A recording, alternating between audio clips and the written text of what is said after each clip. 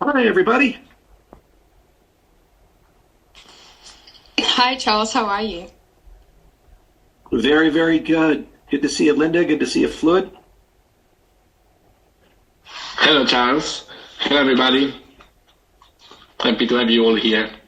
How's it going? It's pretty good. It's pretty good. It's been a remarkably busy year. I thought, 2024 things will start slowing down a little bit, but I think we got some hangover from December and November, which was already pretty crazy busy. Things keep moving, right?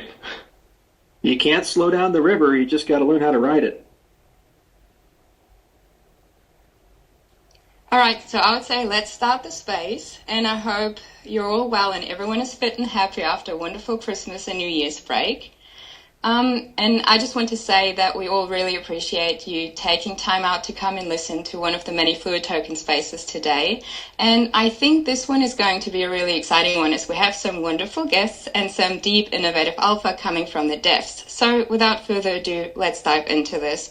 Let me just quickly introduce myself. I'm Linda and I'm one of the ambassadors for FluidTokens.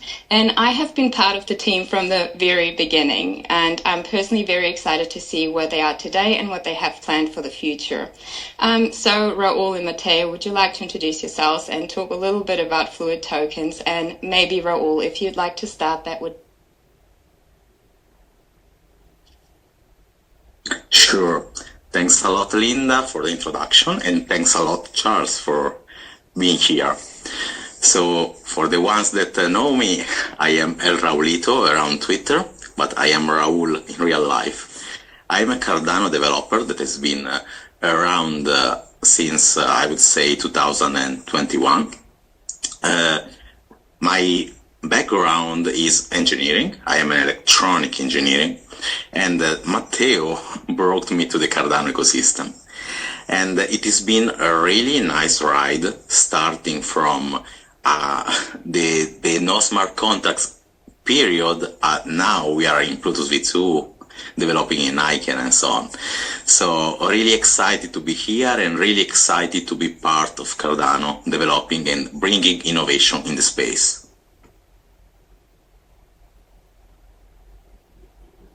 I will jump in at this point, just to present myself very quickly. I'm Matteo. I'm currently the CEO of FluidTokens. I've been inside the Cardano community since 2019, so much earlier than many, and much earlier than the smart contracts arrived here.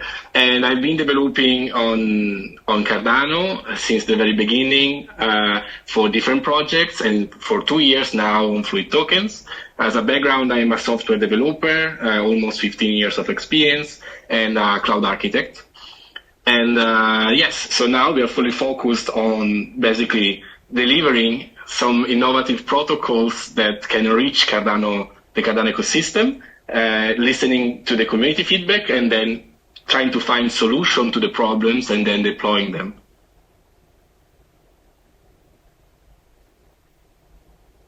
Okay, awesome. Thanks, guys.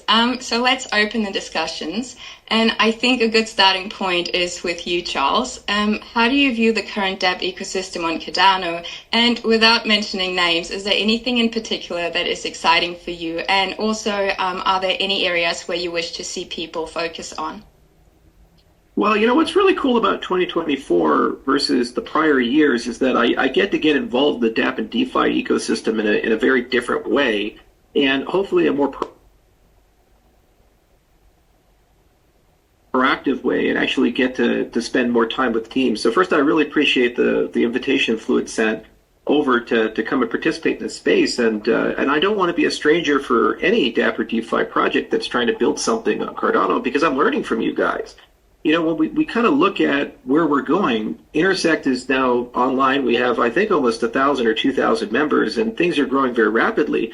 It's a mixing pot to take over the product function and the roadmap of Cardano as a whole. So if you're a big fan of something like, let's say, account abstraction, or you want new features in Untyped Plutus Core, or you want us to start putting more emphasis on AKIP in the roadmap over Plutus TX, or there's some capability that's required for your dApp to be able to gain scale, that is where that discussion is going to happen, which means that now I can go out and talk to everybody. And I say, hey, you know, what's working well for you? What's not working so well for you? And what do you need to be competitive from an ecosystem perspective? You know, the other thing is there's a lot of learning because everybody's starting to learn how to use Cardano in its own unique way. Our first generation of dApps and DeFi, first Plutus V1 was real rough, and I appreciate you guys were around to endure that. That was tough. You're soldiers in a very tough war, so thank you for being in the trenches there. But you know, not many people were really taking advantage of extended UTXO or understood how to architect an app with this type of development paradigm. And what's happened over the last few years is that we've not only started to gain appreciation for that, people are starting to see what makes these things special and where there is economy of scale and where there still needs to be a lot of room for improvement. So it's real nice to be here. And in terms of things that I'm looking forward to, certainly your project is interesting. You know, also AXO is really interesting. The updates of all the DEXs to Plutus V2 is interesting. Jet is really starting to come into its own. Version 1.3, 1.4 is on the horizon the next 3 to 6 months. And we should be able to get it all the way to version 1.7, which is a massive protocol upgrade for it, which accounts for a ton of the issues that Jet has historically had. And we're able to do that like 2 times, 3 times faster than we were able to do it previously with Plutus V1. You know, looking at the roadmap for 2024, one of the things that's going to happen on the smart contract side is that a lot more emphasis is going to be made at post Plutus V3 into improving untyped Plutus core as a compile target. And then what we're going to try to do is create some smaller, more agile, full-time engineers to contribute to community projects that are building tooling and languages. And then for the Plutus TX side, turn that into kind of a high assurance pipeline. So you have Aiken for general purpose applications. You have Plutus TX with high assurance software development for really mission critical stuff like bridging infrastructure and other things where if it fails, you lose a lot of money.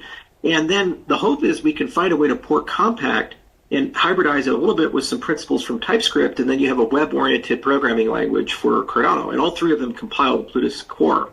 So then the developers can kind of pick what they want, and we can just basically make contributions as open source contributors along those lines. But there's a lot of questions about intermediate infrastructure, how supernodes run, questions about libraries and SDKs, and it's a lot of fun to be here. And it's also really interesting to see where the TVL comes from and you know what's working and what's not working and what the preferences are of people inside the Cardano ecosystem. So it's fun to hang out in these types of spaces because I learned so much.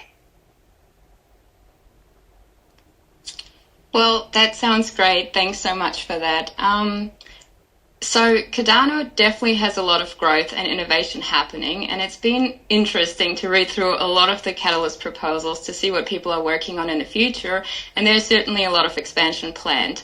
And I'm glad you mentioned Jet because that also kind of leads me into my next topic that I want to talk to you about, which is stablecoins.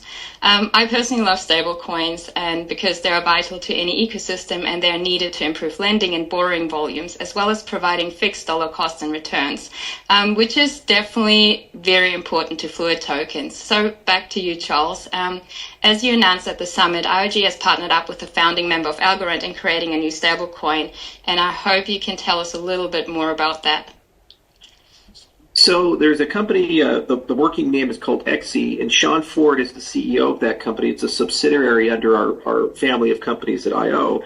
And we've rolled a collection of different things into that venture. So we call it kind of a liquidity operating system. So there's things on the liquidity side that they're doing. There's things on the stablecoin side that they're doing. And they've also taken over Lace as a project. So they can kind of build that out as a portal into the broader DeFi ecosystem. And what's nice is that they can work with everybody, including Fluid, about the dApp store and other things, so that basically there's good friction-free interfaces into being able to use DeFi in the Cardano ecosystem. With respect to stablecoins in general, we kind of take a three-prong approach. One approach is innovation of asset-backed stablecoins. In particular, we've been working very closely with the state of Wyoming, and they're at this point where they're submitting an RFI, which will lead to an RFP, and I do believe the state of Wyoming stablecoin project will be multi-chain. There were some early attempts to try to pigeonhole it into Ethereum, and then that people quickly learned that was a really bad idea and that it should be multi-chain. So I think there's a very strong possibility somewhere on the horizon that could be something that's native issued on Cardano. And so that's an example of a real cool innovation surface that could potentially be brought in, and that's a U.S. state issuing something. So it doesn't really get more credible than that outside of the U.S. government itself issuing it straight from the Federal Reserve. The second plank is algorithmic stablecoins, and in particular being intellectually honest about where JED was strong and where JED is weak, and learning from that process and upgrading. And what we've been able to do is combine a lot of great resources from Algorand, who came over to our side, as well as our own in-house team, and supercharge the JED team and kind of write the whole protocol. Because right now what's in market is minimal JED, and extended JED with a lot of protocol changes is what's required to get that to be a much more economically efficient and useful asset in the ecosystem as a whole. And so from that dimension, I think we're going to have a ton of innovation, especially in the second half of the year as we really get that hockey stick of development velocity. And I believe that people are going to be very happy at the end of the year with where JED is at and where it's going, especially over a 2 to 3 year horizon. And the goal is to go multi-asset and multi-chain, anchored, of course, on Cardano as the launch pad. And then the third plank is partnerships. So working with people who are issuing their own coins and basically saying, well, how do we build an ecosystem with you? If it's either on the liquidity side or working with our wallet. I have the RealFi company that's doing microfinance in Africa. We've just already done $4 million worth of loans. And throughout the year, we're going to be building up quite a large lending portfolio. My long-term goal is I've said many times in the history, is to get something like Kiva on the Cardano blockchain, where you have a beautiful interface and you can directly see people and just click a button right from your wallet and send stablecoins to them and get paid back in stablecoins. So that requires partnerships to see all of that through. So that's the third plank of the strategy. Is there's some in-house, and that's usually in the algo side. And then there's some through direct building, and that's what we're trying to do in Wyoming. That's a great jurisdiction to do it from. And the third will be partnerships, up to including trying to find ways to bring larger actors into the ecosystem. For example, on the Circle side, I think we have a pretty strong possibility of negotiating with the Japanese issuers of Circle who are doing yen-backed stablecoins. I think that's probably an easier lift than getting for the USD side, but that would actually completely build out all the infrastructure required for USDC proper in the Cardano ecosystem.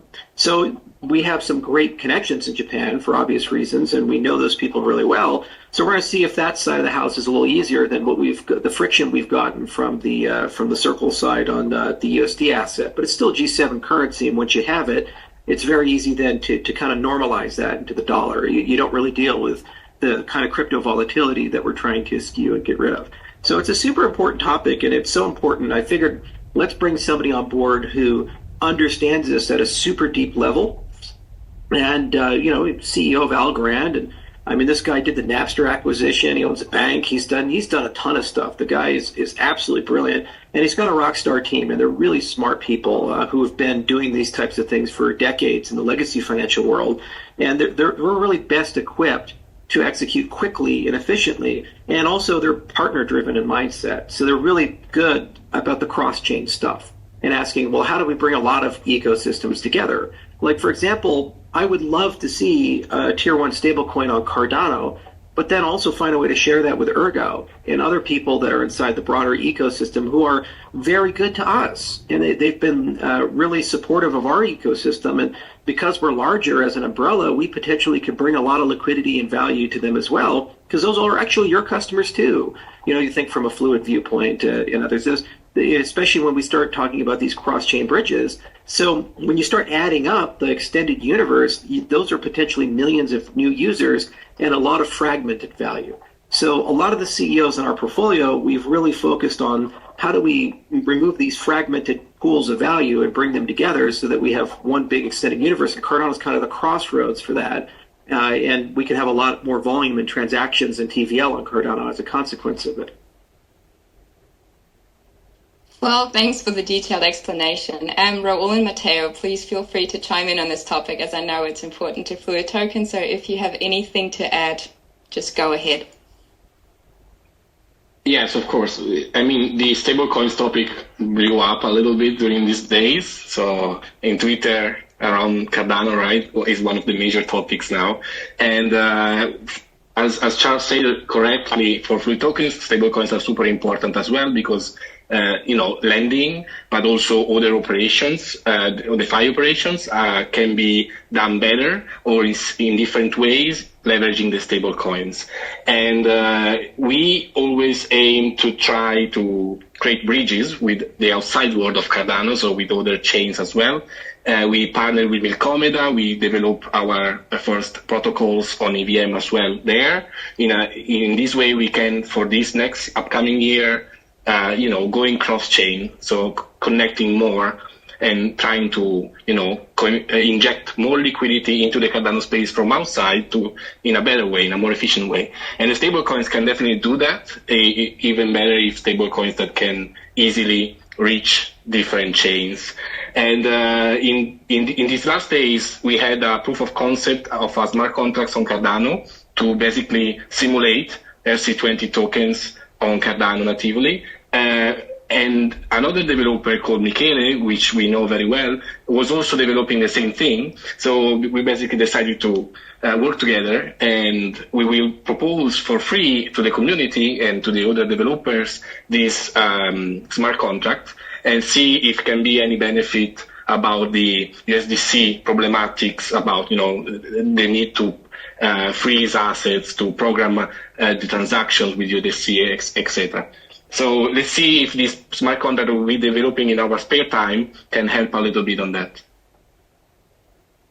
Yeah, and this is a great example of just community-driven innovation, and I'm really glad you guys are getting involved in the conversation. I'd highly encourage you to invest a little bit of time in joining Intersect and joining some of the committees, especially the product steering committee and the budget committee. So the product steering committee is in charge of the product roadmap of Cardano protocol overall. And there's a lot of discussion about what features and functionality and things do we require. And real-world applications and real-world use cases are critical because that means that the product roadmap reflects actual use cases and utility. And then on the budget committee side, there's a question of, we're opening up the Cardano treasury. There's probably like $1 billion worth of value there right now. I haven't checked the exact number, but it's somewhere in that order of magnitude. And there's a question what the annual budget of Cardano needs to be. And so a lot of people say, well, we need to spend money on this or spend money on that.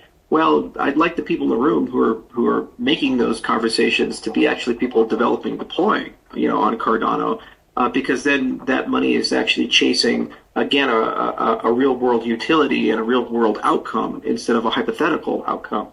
So it's real cool to see this bottom up innovation, and it's just a lot of learning, and it's been so much fun going around starting to talk to all these DeFi projects in the ecosystem because they're surprisingly mature and surprisingly evolved and have great, really smart teams. I'm kind of used to the Ethereum days where everything was just kind of like spaghetti on the wall, and every now and then a noodle sticks, but most of it slides off, and you just got a mess on the carpet.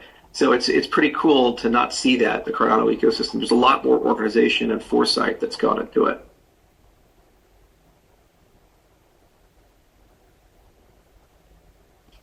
Well, speaking of innovation and use cases, let's get to the next topic. Raul, could you perhaps tell us a little bit about what is going on at FluidTokens, and could you give us a little bit of a high-level overview of staking loans, renting, and lending V3? Sure, thanks a lot, Linda. So, for the ones that know FluidTokens since the beginning, they probably know the first version of FluidTokens. It was coded using Plutus V1, and the language was Plutus TX. So you can imagine how, let's say, big those transactions were and what capabilities the protocol had. It was a simple peer-to-peer lending platform. And seeing now what we have become, it's really nice, and I'm proud of saying that Cardano has been evolving. What we have released in Boosted Stake, our latest protocol, for instance, is the example of what Plutus V2 combined with ACAN can make. So in Boosted Stake, for instance, we have one borrower that would like to increase his staking delegation amount. Let's say that I have only 1,000 ADA delegating to an ISPO, and I would like 100,000 ADA. Usually in regular finance, I could not do this easily, And in DeFi, this is possible.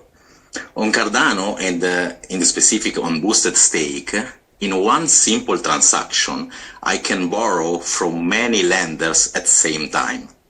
And this is thanks to the UTXO model. I can pick liquidity from different lenders and add to my smart contract for the delegation. And the cool stuff is that this ADA is not spendable.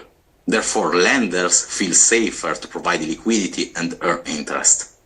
And sometimes I'm joking with my girlfriend and she said, but come on, how is possible that people will borrow liquidity that they can't spend? But the curious thing is that we have already more than 4 million ADA lent and borrowed in boosted stake. And it's not even 1 month since we released the protocol. And this is really an advantage for both lender and borrower. Lenders can... Yeah, go ahead, Charles. I got a quick question for you. So when you did the translation from Plutus TX to Aiken, what was the reduction in transaction size? Wow, by a lot. The transaction became like 20% of what it was before. Wow. And what about the fee? How much was the transaction fee after you did the reduction? It was really reduced, but not only because we switched to Aiken, but also for the script reference that we weren't using in Plutus V1. Yeah, and that's just amazing. Yeah. And we couldn't do this in Plutus TX normally because you cannot interact with that many smart contracts and that many UTXOs. It would just fill up all the memory. But using Aiken, it was possible. So it's really, it was a game changer, this. And this way of thinking and this way of coding was also what we used for the renting feature. So the same thing that we apply to ADA can be used with NFTs and tokens. I can lend or borrow tokens or NFTs and that I can spend, but I can use for the utility. And this is what we will bring with our upcoming version of smart contracts in lending and borrowing, leading to an easier and user-friendly environment, where lenders can still get their staking rewards when their liquidity is not used, and the borrowers can easily pick the liquidity they need for the amount of time they need.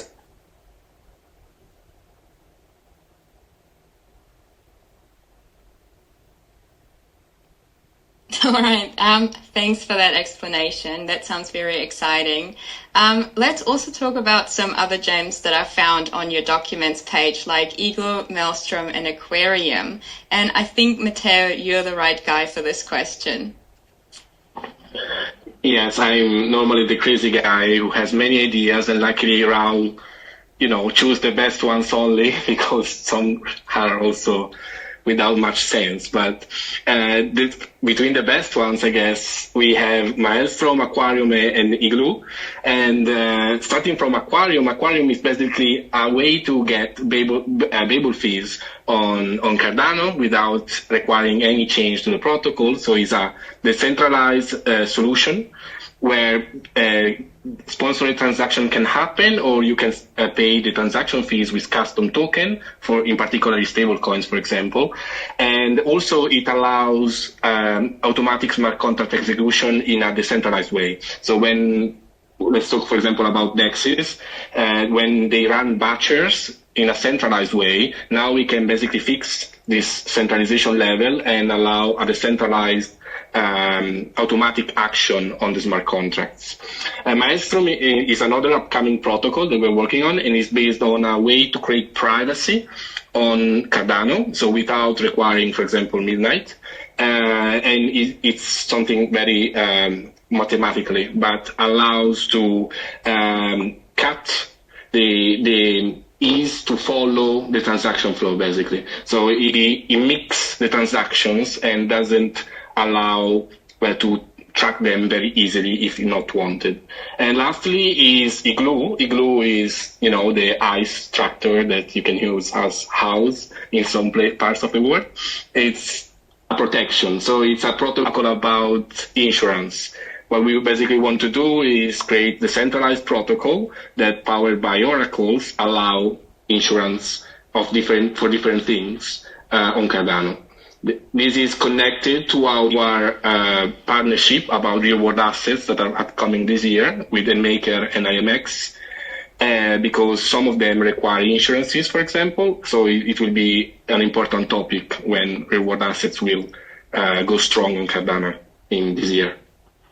Could you elaborate a little bit more on how you guys did your Babel fees implementation? Because that's an area that we've been actively discussing. In post 1694, it's going to kind of work its way into the core, and we've been discussing around what a SIP would look like for something like that. So how exactly do you implement that? Right. Yes, of course. It's different from a native implementation of Babel fees inside Cardano. It's let's say almost layer 2. So the idea is a decentralized group of validators which have a stake, as always, to ensure their correct behavior, but they basically take the signed transaction and sponsor the transaction for you in exchange for an actual order token, or they can do it for free if, for example, a dApp is sponsoring the transaction for its users. And the validators cannot edit any transaction because the transaction is already signed, it cannot be changed, but they are responsible for forwarding this transaction and sending it onto the chain. Yeah, so it's almost like the old days of the atomic cross-chain swaps that people are thinking about. Yeah, that's really cool. There's a lot of open conversations because there's a question of first fee markets or tiered pricing, and we published a paper about 2 years ago on that. Obviously, we published the original Babel fees paper, and there's a small working group that we're starting to put together to have a conversation of where that makes sense, because of the partner chains model in particular.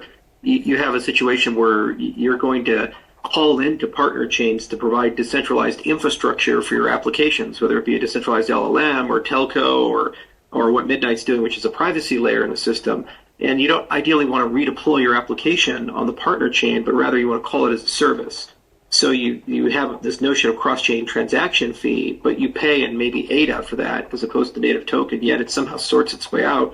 Or you pay in the native token the other direction to call something Cardano, yet somehow it sorts its way out. So partner chains really does force an acceleration of the Babel fees conversation. And what we've noticed is that people can't wait for that feature. So like yourselves, people are starting to implement that feature for a variety of different reasons. So it's really cool to start seeing some community implementations of it. And it's always curious how they go about it and where and when the implementations fall over. We definitely took, of course, we started before, planning this protocol, and that paper was one of the most important ones for us. And the idea is, yes, we're still deciding how to do it properly, but the final idea is to allow, this cross-chain fee payment using ADA. So it's the same goal, and we think that having this subset of validators that actually work on to guarantee the Aquarium protocol allows to also do the same on, for example, Midnight or, for example, Milkomeda. So we see, but that's we'll try to get there as well. Let's see. I think that it's also important because when you are onboarding companies, Web2 companies, enterprise, and they are holding stable coins on Cardano for their business, for their activity and so on, asking them to have ADA in order to pay the fees for the transaction that they will have to do, sometimes is not feasible. But if you allow them to pay the transaction fees with stable coin directly, for them, that's just smooth. They are used to this when using their bank account, where web banking or whatever. They are used to pay a small fee in stable coin, let's say in fiat, with their regular activities. Yeah, predictable pricing is one of the biggest barriers to entry at the moment for the smart contract space with legacy businesses. You're 100% right. when we go and talk to them, they say, look, I'd love to do something in the smart contract space, but I can't have a situation where I wake up on Monday and, my fees are twice as high. And then on Wednesday, everything's like a quarter of that. And then on Friday, they're 8 times as high. It's like, and also SLAs about settlement time and network availability are the other 2 concerns they have. So they want predictability, they want finality within a certain window, and they want an uptime guarantee that when they submit something, it actually settles. And this is one of the biggest issues with this current generation of smart contract systems. And it's nice to see that people in the user space are starting to actually resolve this with their own protocols, because they are great proofs of concept about what ought to be dragged into the kernel of the system, the core of the system, and be part of the actual specifications of Cardano, versus what should be a marketplace feature where people have a collection of services that compete with each other, like Fluid versus others. And wherever possible that a marketplace can form, as long as it's an efficient one, that's a better bet than betting on a particular implementation and trying to drag it into the core protocol and creating a very thick protocol.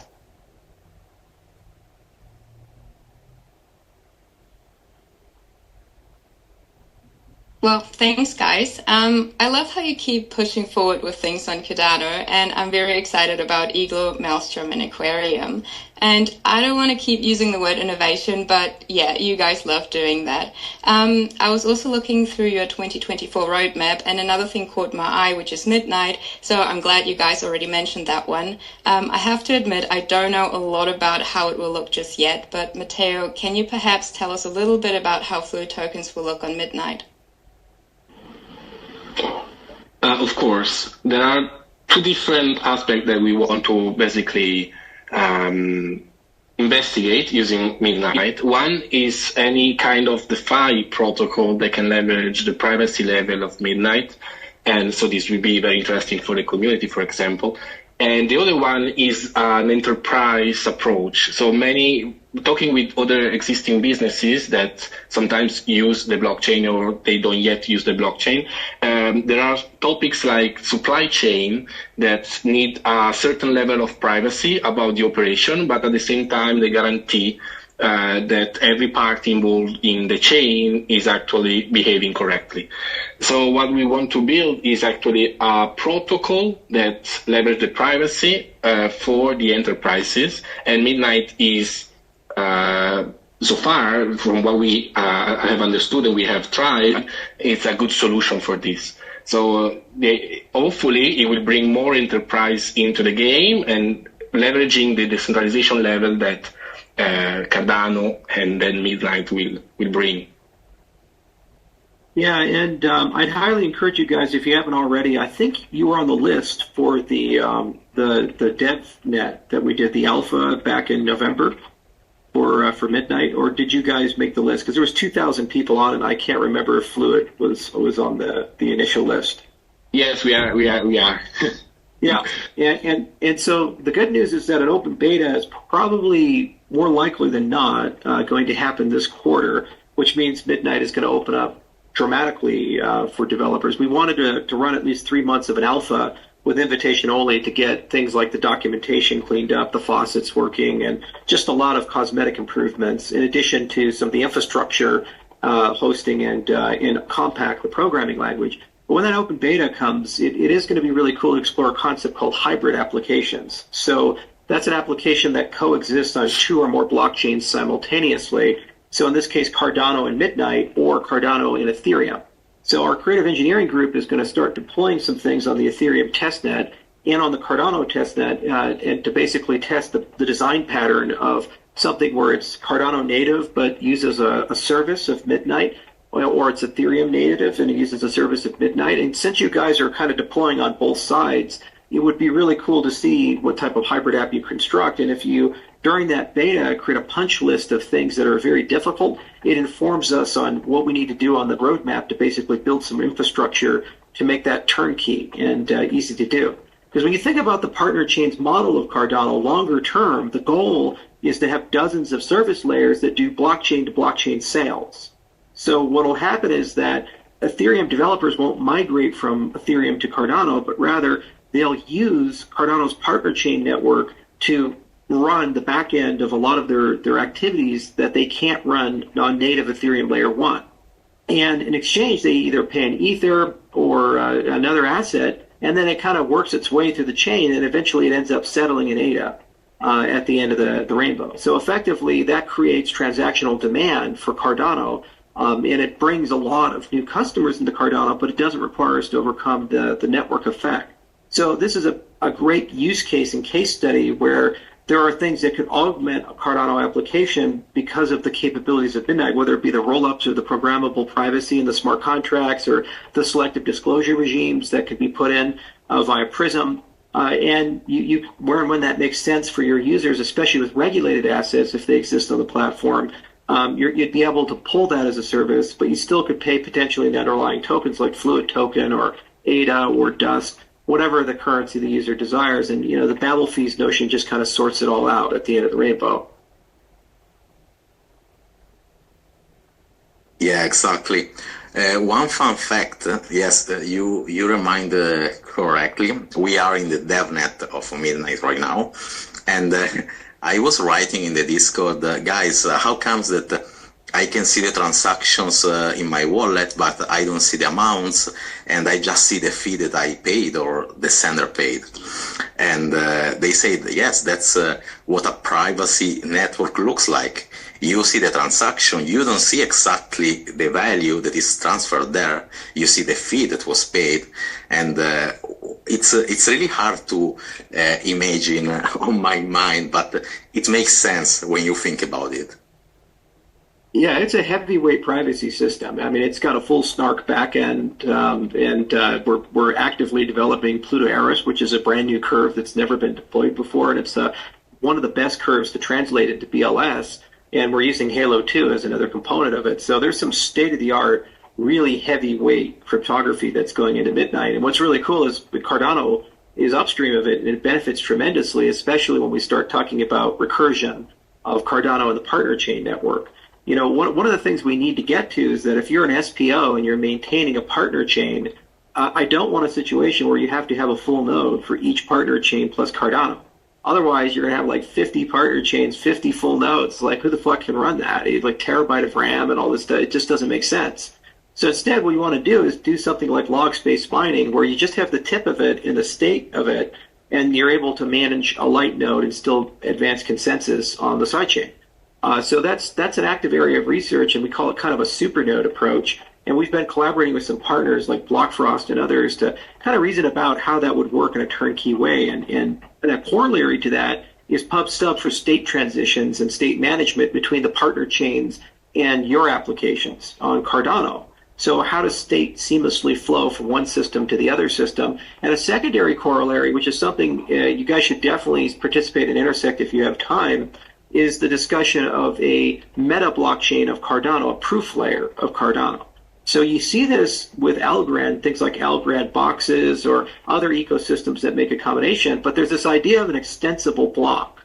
So right now with Cardano, we're capped, and there's a very well-defined set of semantics about what can go into the block body and block header, and the DeFi people have to just kind of work really hard to imagine clever ways to get around that. But one of the things you can do is create a special hook that allows you then to embed an extension in the block that can contain arbitrary information. And generally how that's used is the containing of proofs. So the first use case would be Mithril, where you want to prove properties of the blockchain as a whole for the purpose of a fast bootstrap of a full node or full security for a light client. But you can imagine other arbitrary proof structures that basically can convince you of things like the state of a dApp or whatever it might be. And by having a meta blockchain, you basically can put those proofs there. So Midnight opens that conversation for Cardano because you can, the ZK bridge between the partner chains and Midnight, it necessarily has this concept of a Pluto Eris conversion to BLS, and then you have that roll-up proof structure that exists there. And so then there's a question of, okay, well, where are those stored? And how are they available upon demand? Well, there needs to be an extension to do that. And that really has to be something that has to be co-developed with the DeFi space. But what's really cool is once you have that structure, you can reuse it for DeFi design. And you can start talking about, users being able to create their own proofs and prove more sophisticated statements. And as you're alluding to, you also can use it to enhance the privacy of transactions kind of on a scaling basis. So there's a lot of use and utility there. And I think Cardano is going to actually be a dark horse leader in the industry next year because we bet on the right cryptography, and that's our area of expertise. And we know kind of how to pull all the different threads together, like Plonk and Halo and Pluto Eris, to build something like that. And it's being built very rapidly as a result of Midnight.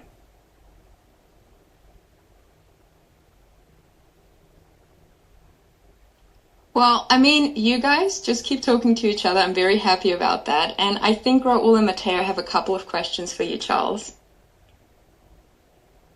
Sure, I got about 15 minutes. Sure. So, thanks a lot, Charles, again for your time. And I actually wanted to ask you, so seeing the dApp ecosystem that is growing, new projects are coming, and the environment is easily for developers now to code on Cardano. What do you think that as ecosystem we are lacking in terms of dApps? We have wallets, we have DEX, we have lending and borrowing. What is missing now?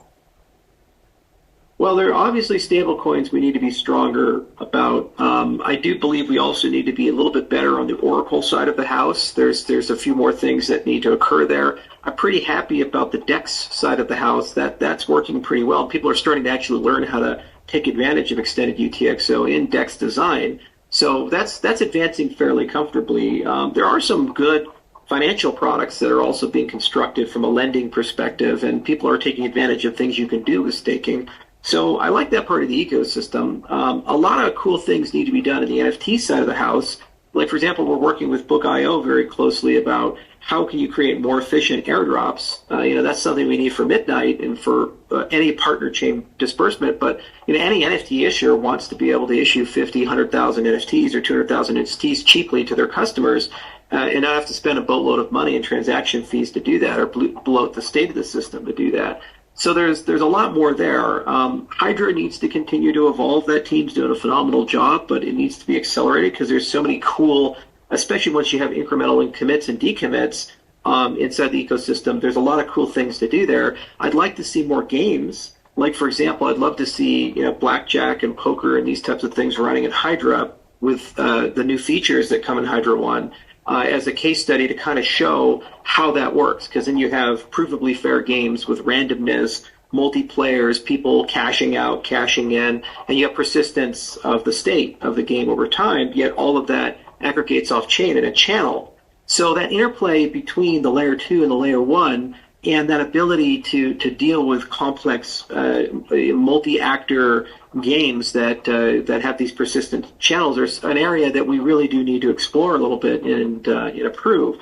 We need to upgrade our non-fungible token standard as well to take care of royalties. So my thought process would be it would be nice to have a security token standard, and then as a subset of that, you could have royalty-paying NFTs inside the system, because that's something a lot of artists have asked for and other people have asked for. And if that could be handled at the protocol level and you just parameterize it, that would be really, really cool. So I think that's lacking at the moment, but we can get there and get those types of things done. So a better data availability game is another big thing, and that's something that a lot of developers complain about on Cardano because it's such a scarce resource, the block space, whereas they get very spoiled in Algorand and Solana and in other ecosystems. On the other hand, we don't have like a 300, 400, 500 terabyte blockchain, so we preserve that inclusive accountability. Other applications that I would like to see longer term would be through the partner chain space. I'd like to have a decentralized large language model that competes with ChatGPT, and I think blockchain is perfect for this. I'd also like to see World Mobile become a partner chain and run a whole telco as a partner chain. And so those are things that I think that group can comfortably work with, and they're going to have a lot of fun figuring out how to work with partners to get those things implemented inside the ecosystem. it would also be really cool to do something in the IoT space as well. And there's been an enormous amount of conversations about, could we take something like Avalanche's metastable consensus or these kind of cascading consensus algorithms, which are really well suited for IoT, and put those into Minotaur as a partner chain. And then basically you have a layer that can do this type of stuff. So, it's a mixed bag. It's a little bit of improve your asset standards so you can have more sophisticated real-world assets inside the system. Listen to the DeFi people that are building fintech infrastructure inside the system and make sure that they have adequate resources to get where they need to go and that the protocol it doesn't get in their way but kind of helps them along. Continue investing heavily in scalability tech. Make sure we improve our proof game because that's going to massively reduce the burden on the layer one. Build out a partner chain ecosystem. These are some near horizontal targets in addition to, what I mentioned previously, like the oracles and so forth. Now, in a 2 to 5 year horizon, I think we have a unique opportunity to basically fully realize the vision of Ouroboros and actually shard the system and embrace Ouroboros Laos and later the Omega agenda. Vitalik and the rest of the gang, they've decided to start abandoning the idea of sharding to layer one, and they're moving more to everything is rollups and everything is layer two as their scalability solution. And the reality is you don't have to do that. We actually have a protocol level advantage on them that's very significant. So this year we're slated to deliver Genesis and a very strong potential of Paris to at least pre-prod. And then once we have that, we have fast finality and we have Bootstrap from Genesis. The very next target is Ouroboros Laos, which is the first generation of input endorsers, which massively improves the throughput of the system. So that's awesome, but there are some consequences to that have to be really carefully thought through. So I'd love to see that because then we can roll with a lot of these next generation protocols that people are advertising that run under the hood, these very centralized fast BFT protocols that allow them to get that high throughput, but we don't actually centralize. We actually stay decentralized despite the fact that we're matching them in terms of performance and finality. So I think that's missing, and it's an indispensable component to get there. I do think there needs to be some concessions made on the account model versus the extended UPXL model and adding in some form of account abstraction primitive so that you can hook that component because it'll massively simplify certain development patterns that people have, and then you kind of get the best of both worlds with UTXO and accounts. And we kind of thought around how to do that mathematically with the Chimeric papers, the Chimeric ledger paper, but we never implemented that component. So that's something that's definitely been proposed around and people have batted around, and that's an essential component longer term for the fidelity of the ecosystem as a whole. But those are just some ideas off the top of my head. But, the other thing is you just got to be willing to listen and learn because the reality is people are building right now. Our TVL continues to grow up. So you have to ask yourself, where's the TVL going? Where is the transaction volume going? And you do forensics on a monthly basis of what's in the blocks because that honestly tells you basically where the users or mind share is. And then you go and talk to them and you say, okay, well, where are we not being optimal? There's still a scary amount of DeFi on Cardano that's still running Plutus V1. And that's kind of sad. They need to upgrade. So that should be a big priority because that's just wasted space. And we could be so much more efficient if we just got people into Aiken or to Plutus TX V2. So that's the kind of stuff I think about right now, if that makes sense.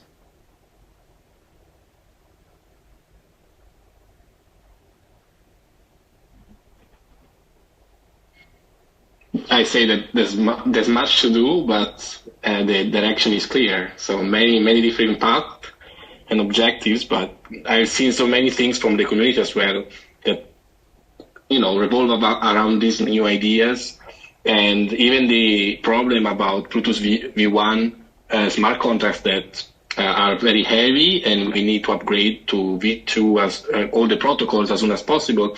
I've seen some community initiatives, for example, asking aggregators to hide DEXs that don't support V2 or stuff like this. So it's good to see the community that is actually very involved in trying to fix the problems and also suggest possible solutions, both quick solutions that don't fix completely, and then seeing devs that actually try to fix them. Last week I was working with other devs on a CIP proposal which is the 69, to fix basically the situation where you accidentally send a transaction to a smart contract without a datum. And this can be fixed thanks to that proposal. And then we are working, we discussed with basically the IOG creator to also cover the case where you send the transaction with an actual datum, but a wrong one, so with a wrong format.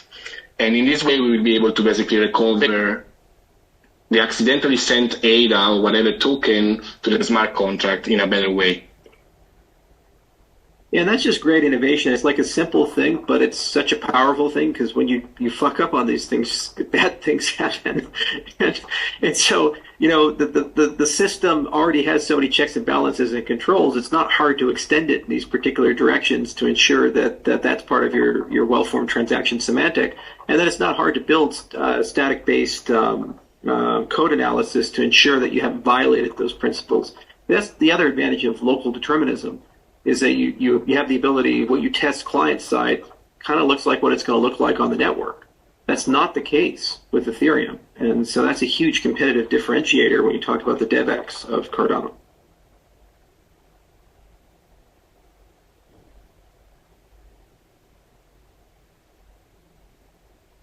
I think I got time for about one more question.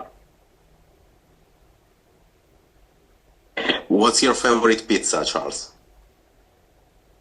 Okay, so I went on a week-long fast in the beginning of the year, and I just got a little crazy like day 5 and day 6. So I really started digging into the history of deep dish pizza, and I'm not proud, but I learned like everything about it, including where it was invented, Pizzeria Uno, back in December of 1943, and I even learned how to cook the pizza, like basically how they build it, layers and everything. So favorite pizza is definitely Chicago deep dish. It's sad because I used to live in New York, and despite that, I still love Chicago deep dish pizza. It's just, there's so much there. You can feed so many people. You can microwave it. It's still pretty good afterwards. New York pizza, it's very thin. It's like the polar opposite, and it's really greasy most of the time. It's really hard to find a place that can make good New York pizza. So on average, it's a lot easier to get a good deep dish pie. And then, in terms of what goes in it, you got to have your pepperoni or sausage. And, of course, you build it backwards. And so you put your cheese on the base layer, then you put a layer of sausage, and you poke holes in the sausage, and then the cheese melts up through it. Then you put the pasta sauce on it, and then usually you put a second layer of cheese, and then you bake it for 30 minutes. You take it out, you put more of the pepperoni on it and all your vegetables, and then you put it back in for another 10, 15 minutes of baking. So that's the best pizza right there. That multi-layered Chicago deep dish, probably 5,000 calories, and you'll get man boobs, eating it. But goddamn it, it's just massive and amazing. Okay, the trick is though, Charles actually likes the one with pineapple on them. No. Charles, you have to know that me and Raul are actually Italians. So we live in Italy, so the pizza is a very careful topic. Oh my lord, Linda's a cattivo. She's it's very naughty. You can't do that. You can't put pineapple on a pizza. You literally they will murder you. Them. You like them, and I know it. They will murder you in Italy, in Naples, if you go in there and ask for pizza. They won't find you. You'll just disappear, and you'll be buried somewhere with the Romans. It's actually not far from the truth, so you can do it, but outside Italy. Yes, exactly right. It's crazy. Those pizza places in southern Italy, it's like the recipes are really old, and people have been murdered over people stealing recipes in Naples. It's like they take pizza very seriously in Italy. Yeah, there's a long tradition. A part of my family comes from Naples, the Naples area. So the pizza there is a very serious business. So whenever you come here in Italy, Charles, we will, show you some very good places where to try it. Thank you so much. Well, anyway, as they say in our country, the whole homeland, in bocca al lupo. I wish you guys the best of luck with FluidTokens, and I really hope that you're successful. I hope I have a chance to run into you at Intersect, and even so, please continue to write SIPs and let us know if there's anything we can do on the technology side to make your lives a little easier. And your success is Cardano's success. Cardano is the totality of all the people building on it. And I'm just really glad to see that 2024 has so many phenomenal builders that are trying to make things better and trying to innovate. So thank you for being part of the family and the ecosystem. And I'm glad I got to spend this hour with all of you. And Linda, thank you so much for setting all of this up. It's always so cool to meet people. All right. Thank you, guys. And thank you so much for joining. And thank you, Charles, for being here. I would say we wrap up the space. I had a lot of fun. And I think we're all pretty excited for FluidTokens. I am for sure, because I know how much work these guys have put into this. And I really can't wait to see all the future innovations that they will bring to the space. So thanks, everyone, for tuning in. Cheers. Bye, everyone. Thanks, Charles, and thanks, Linda.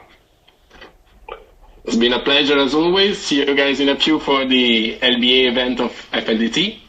So I'll see you on MinSwap for that in a few hours from now. And if you guys have any questions about anything, protocols, token, etc., feel free to DM us or join the Discord to know more. We are always there. The whole team is there.